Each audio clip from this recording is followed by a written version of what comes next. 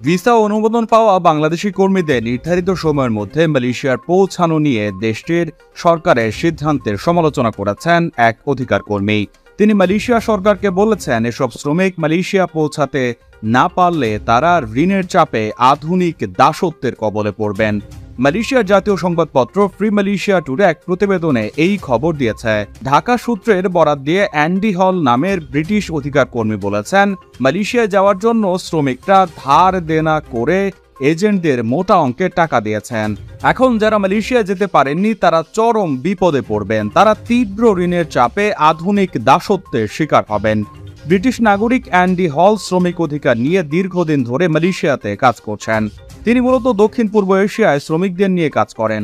2013 সালে ফিনওয়াচের সস্তা শ্রম ও শ্রমিক শোষণ নিয়ে একটি প্রতিবেদন প্রকাশের পর থাইল্যান্ডের ফলের বৃহৎ পাইকারি বিক্রেতা ন্যাচারাল ফ্রুট কোম্পানি তার বিরুদ্ধে মামলা করলে তিনি আলোচনায় আসেন। ফিনওয়াচ হল ফিনল্যান্ড ভিত্তিক একটি নাগরিক সংগঠন যারা মূলত বিশ্বব্যাপী কর্পোরেট দায় নিয়ে কাজ করে। অ্যান্ডি হল আশা করেছেন মালয়েশিয়া সরকার এই আটকে পড়া শ্রমিকদের দুর্দশার কথা বিবেচনা করবে এবং তাদের একটি সুযোগ দেবে যাতে তারা পরিকল্পনা অনুযায়ী মালয়েশিয়া আসতে সক্ষম হন। একই সঙ্গে আগমনের সময় মানব পাচার সম্পর্কিত তদন্ত করা যেতে পারে। এই অধিকার কর্মী বলেছেন, গত কয়েকদিন ধরে ঢাকা থেকে প্রায় 5,000 কর্মী কুয়ালালামপুরে পৌঁছেছেন। এই অধিকার কর্মী বলেছেন, গত কয়েকদিন ধরে ঢাকা থেকে হাজার হাজার কর্মী কুয়ালালামপুরে পৌঁছেছেন। তাদের অনেককে অস্থায়ী আশ্রয় কেন্দ্রেও থাকার জায়গা দেওয়া হয়নি, যখন কর্মীদের এজেন্টরা নিয়োগকর্তাদের সন্ধান করেছে।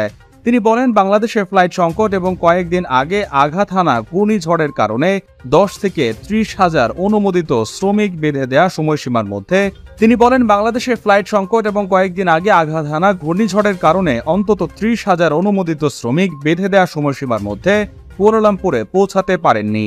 3 দিন ধরে কুয়ালালামপুর আন্তর্জাতিক বিমানবন্দরে টার্মিনাল 1 এবং 2-এ উপচে পড়া ভিড়ই তার প্রমাণ।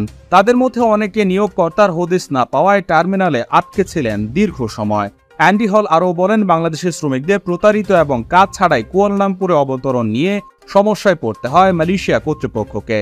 ঢাকায় নানা সিন্ডিকেটে শ্রমিকদের মালয়েশিয়ায় নিতে অনিয়ম এবং দুর্নীতি করে।